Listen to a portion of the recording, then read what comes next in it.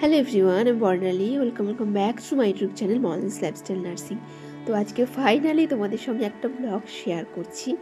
হ্যাঁ, তোমরা আজকে টাইটেল আর থাম্বনেল দেখে বুঝেই আছো ব্লগটা কিসের ওপর হতে চলেছে। তো হ্যাঁ, তোমরা যেমনটা দেখলে থাম্বনেলে, তো সত্যিই আমি লাইফে প্রথমবার কলকাতা যাচ্ছি। আমি জানি এটা অনেকের কাছে নর্মাল ব্যাপার, বাট আমার কাছে এটা একেবারে নর্মাল নয়, কারণ আমি কখনো স্বপ্নেও ভাবিনি যে আমি কলকাতা আদৌ কখনো যাব। তো এটা হয়তো শুনে অনেকে বলবে কলকাতা যাবে, এটা আবার ভাবতে পারেনি। তো তাদের জন্য বলবো যে হ্যাঁ, আমি সত্যি কখনো ছোট থেকে এরকম স্বপ্ন দেখতাম না যে আমি কোথাও ঘুরতে যাব, কলকাতা যাব, হ্যাঁ না দেনা। কারণ ছোট থেকে যেভাবে মানুষ হয়েছি, কখনো এসব ভাবার কথা মাথায় আসেনি। তখন সবসময় অন্য চিন্তা ভাবনা ঘুরতো। তো তোমরা আমার লাইফের সমস্ত কিছু জানতে পারবে আমার ব্লগের সঙ্গে যুক্ত থাকলে, আমার চ্যানেলের সঙ্গে যুক্ত থাকলে। তো চলো, ব্লগের শুরুতেই অনেক কথা বলে ফেলেছি, এবার আসল ব্যাপারে আসা যাক। তো সেই দিন ছিল রবিবার, আমাদের ডিউটি অফ থাকে তোমরা জানো। এই সকাল সকাল আমরা কলিগরা মিলে বেরিয়ে পড়েছিলাম নিউ মার্কেটে যাবার জন্য। তো আমরা ফাইনালি কথা বলতে বলতে চলে এসেছি হাওড়াতে। আর এটা কিন্তু হাওড়া স্টেশন। আর দেখতেই পাচ্ছ প্রচণ্ড ভিড়, আমি যেটা প্রথমবার দেখলাম। আর এরপরে আমরা স্টেশন থেকে বেরিয়ে যাব। তো চলো, তোমাদের সঙ্গে এই ফাঁকে একটা কথা শেয়ার করি। আমি তোমাদের সঙ্গে রেগুলার ভিডিও শেয়ার করব, এটা আজকে তোমাদেরকে ভিডিওতে বললাম। আমার যতই কষ্ট হোক আমি এডিট করব। এরপরে আমরা হাওড়া স্টেশন থেকে বেরিয়ে চলে এলাম বাস স্ট্যান্ড, এবং সেখান থেকে বাস ধরে নিলাম। আর এখানকার বাসগুলো যে অন্যরকম হয় সত্যি আমি জানতাম না। তো বাসে ওঠার পর দেখলাম যে সত্যি অন্যরকম। আমি সামনে বসেছিলাম আর পেছনে আমার দুজন সঙ্গী বসেছিল। তো আমি সামনে বসেছিলাম মেনলি, তোমরা বুঝতেই পারছো কেন, হ্যাঁ, ভিডিও করার জন্য। চলো এবার কলকাতা শহরটাকে দেখি। আর আমি তো সত্যি বলতে খুব এক্সাইটেড ছিলাম দেখার জন্য। তো ফাইনালি এই যে বুঝতেই পারছো, তোমরা অনেকে এসেছো আমি জানি, আমি প্রথমবার এলাম। তো এটা হাওড়া ব্রিজ। তো এতদিন এই শহরটাকে বা এই দৃশ্যগুলো ফোনে দেখেছি, আজ নিজের চোখে দেখার সুযোগ হলো। আর এইটা প্রথমবার এলাম। আর এইটুকুনি বলতে পারি এরপরে যাব নিশ্চয়ই। এত কাছে যখন আছি, মানে আমরা কালনাতে থাকি, এখান থেকে কলকাতা মাত্র 2.5 ঘন্টার মতো টাইম লাগে। তো চেষ্টা করব কলকাতায় যদি 100টা দেখার মতো জিনিস থাকে, তার মধ্যে যদি 10টাও দেখতে পারি তাহলেও অনেকটা শান্তি। কারণ আমরা যখন এখান থেকে বাড়ি চলে যাব ট্রান্সফার হয়ে, তারপরে এখানে ঘুরতে আসা সেটা স্বপ্নের মতোই হবে। তাই চেষ্টা করব একেবারে চলে যাওয়ার আগে কিছু কিছু জিনিস অন্তত দেখে যাওয়ার, যাতে বলতে পারি যে না, অত কাছে থেকে কিছু তো দেখে এসেছি। তো দেখো, তোমাদের সঙ্গে গল্প করতে করতে আমরা প্রায় ধর্মতলার কাছে চলে এসেছি। তো হ্যাঁ, নিউ মার্কেট যাবার জন্য আমাদের ধর্মতলাতে নামতে হবে, এবং তারপরে কিছুটা হাঁটা পথ। তো দেখো আমরা নেমে পড়েছি। আর রাস্তাটা এত সুন্দর লাগছিল যে আমি এখানে একটু ভিডিও ক্লিপস নিয়ে নিলাম। আর এরপরে আমরা সবাই মিলে হাঁটতে শুরু করলাম। আর আমার সঙ্গে যারা এসছে তাদের মধ্যে একজন শুধুমাত্র এর আগে কলকাতা এসেছে, তো সেই আমাদের সবটা চিনিয়ে নিয়ে যাচ্ছে। আমরা এই নিউ মার্কেট আসার জন্য রবিবারে অনেক সকালে বেরিয়েছিলাম। আর সেই ভিডিওর ক্লিপসগুলো একেবারে নেওয়া হয়নি, কারণ তোমরা জানোই প্রত্যেকবার কোথাও যেতে হলে আমাদের দৌড়ে দৌড়ে ট্রেন ধরতে হয়। তো সেটাই হয়েছিল।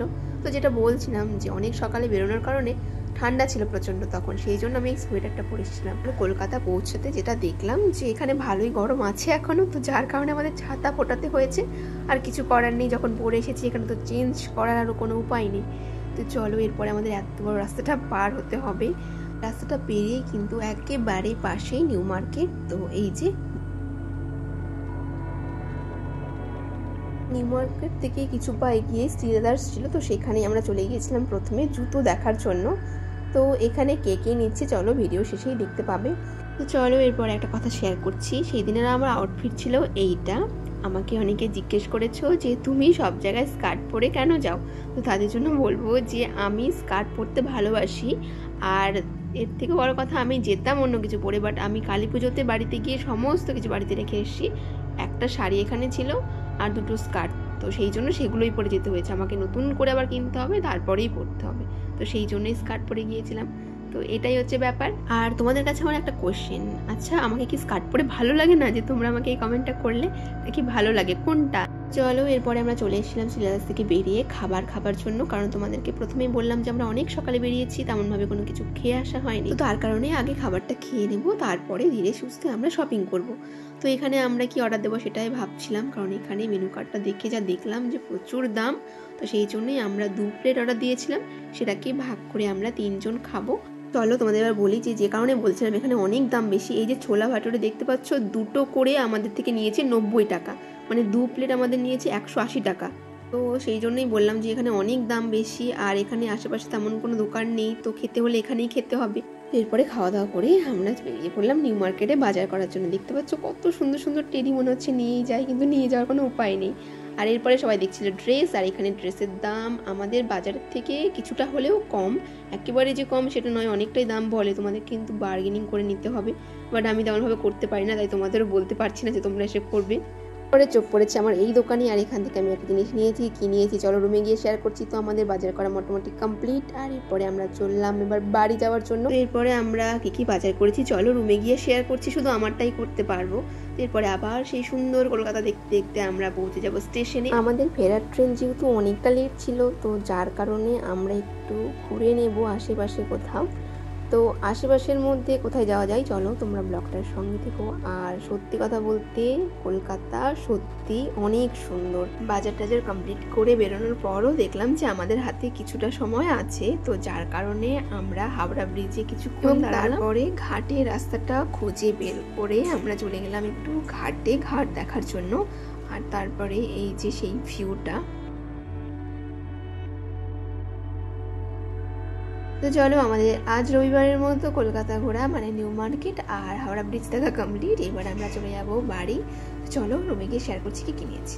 তো সারাদিন তোমরা আজকে ব্লগে দেখেছো আমি নিউ মার্কেট গিয়েছিলাম, তো কি কিনলাম তোমাদের সঙ্গে শেয়ার করবো বলেছিলাম, তো চলো এখন শেয়ার করছি। আমি একেবারে খুব অল্প কিনেছি, একেবারে অল্প, তো দেখাচ্ছি মানে কিছু কিনেছি। তো প্রথমে কিনেছি আমি,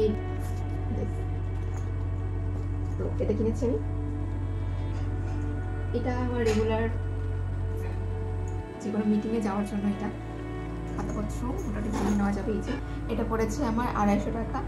তো এই একটা নিয়েছি, আর নিয়েছি ব্যাগই নিয়েছি আমি দুটোই, আর একটা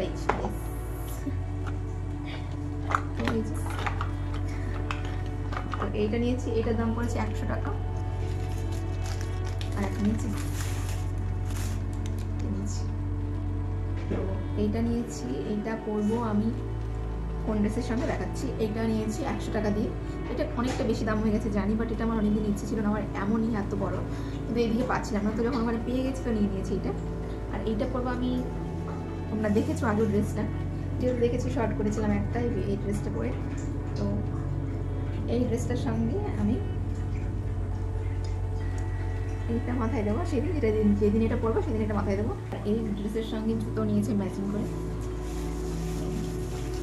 এই জুতোটা কিন্তু ফ্লিপকার্ট থেকে নিয়েছি আমি, জামাটাও ফ্লিপকার্ট থেকে। তো এই জুতো জামা এগুলো ফ্লিপকার্ট থেকে নিয়েছি, আর ওইটা নিউ মার্কেট থেকে নিয়েছি এই জামার সঙ্গে পরার জন্য। তো এগুলো পরে কোথায় যাচ্ছি তোমরা দেখতে পাবে ব্লগে, আর শর্ট তো পাবেই তোমরা। তো ঘুরতে যাব, তো তার জন্য কিনেছি, এগুলো পরে যাব। আর তো এগুলোই, আর কিছু কিনিনি আমি নিউ মার্কেট থেকে, দেখে এলাম কলকাতাটা, এটাই অনেক। চলো এগুলোই কিনেছি আর তোমাদের সঙ্গে শেয়ার করে দিলাম। আর ব্লগটা কেমন লাগলো জানিও, ভালো লাগে তাই লাইক করবে, আর কমেন্ট করতে তো একদম করবে না, সাবস্ক্রাইব করে দেবে। তো চলো টাটা, দেখা হচ্ছে নেক্সট কোনো ব্লগে, ততক্ষণ সবাই ভালো থেকো এবং সুস্থ থেকো, অনেক অনেক অনেক ভালোবাসা তোমাদের।